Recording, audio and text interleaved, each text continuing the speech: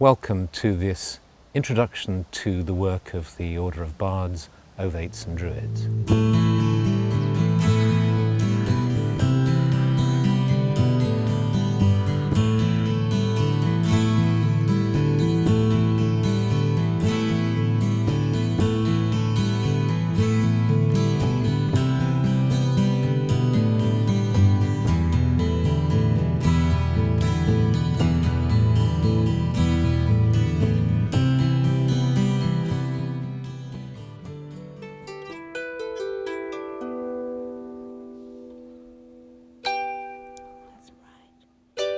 My path towards Druidry began when I became ill at the age of 21, and I had all sorts of strange symptoms. I had ME, nobody really understood it at the time, and I was looking all over the place for something that might help me.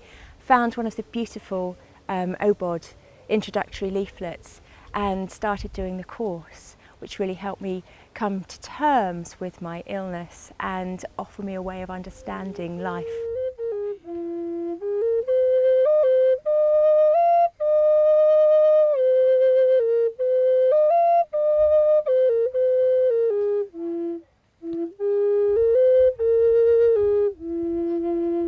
Druidry's helped me, I think, more than anything, feel more confident and more connected to myself and more connected to the world that I live in and the people who live in that world. Professionally, I work as a psychotherapist in a hospice setting. In fact, I'd say my Druid path has been invaluable with that work.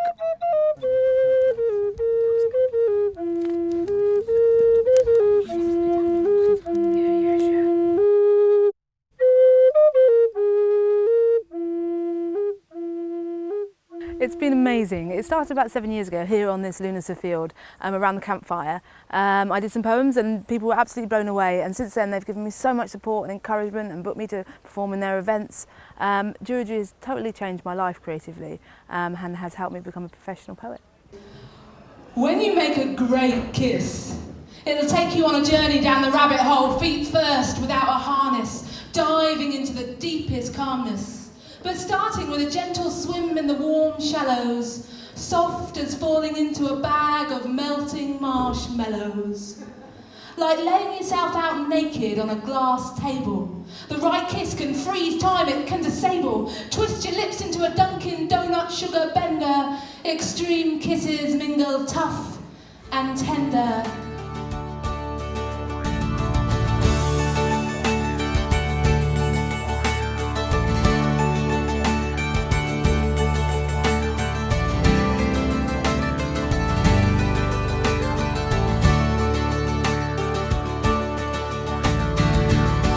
As I walk upon this green land, this land that I love, I see figures of chalk carved into the hillsides above.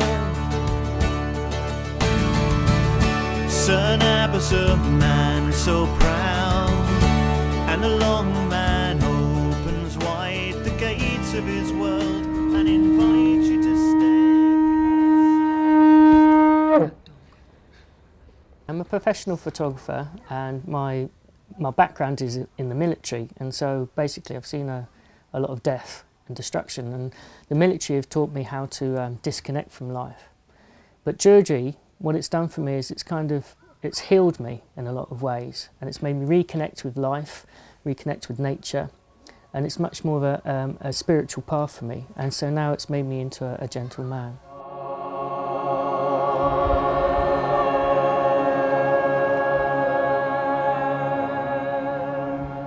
At this time of highest light, I raise this blade that was born in fire as a bridge between heaven and earth. We swear by peace and love to stand, heart to heart and hand in hand. Mark, O Spirit, and hear us now, confirming this, our sacred vow. We swear by peace and love to stand, heart to heart and hand in hand. Mark, O Spirit, and hear us now, confirming this, our sacred vow.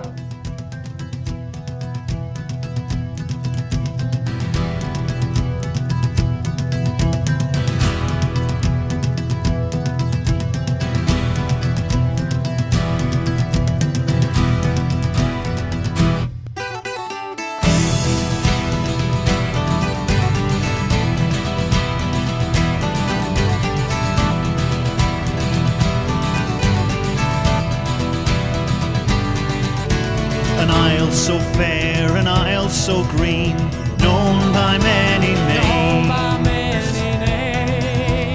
Feel the pulse of the land, the blood boils within your veins. Someone go down to the holy well and raise the spirits there. Lay a feather on a stone with a flame and a lock of hair. The crane, the wolf, the bear and the boar no longer dwell upon these shores. You say the goddess and god have gone, but I tell you they live on, for in the cities and hills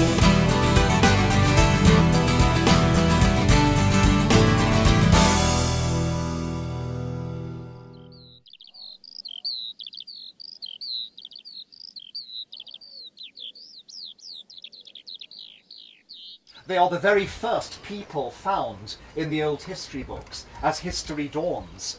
And they just become identified with these terrific megalithic monuments like Avebury and Stonehenge, and the stone circles found in most parts of the country. So there's a great kind of dramatic landscape out there with which the Druids could be linked. Is there peace in the East? There is peace in the East. Is there peace in the South? I think some 20 years on from finding Obod particularly, I've experienced lots of different elements of Druidry, but for me the crucial thing was something that was mentioned in the Druid grade, and that was the idea of being of service to your local community.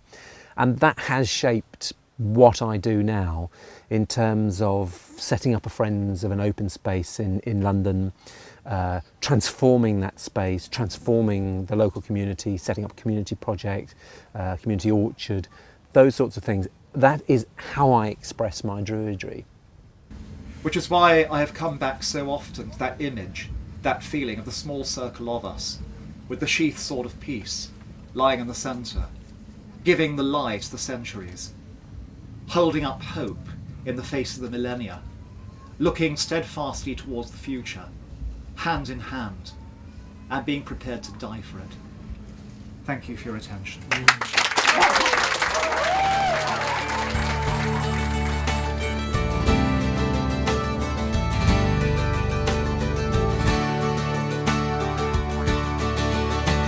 and the hills they are hollow and home to the fae who dance on Midsummer's Eve.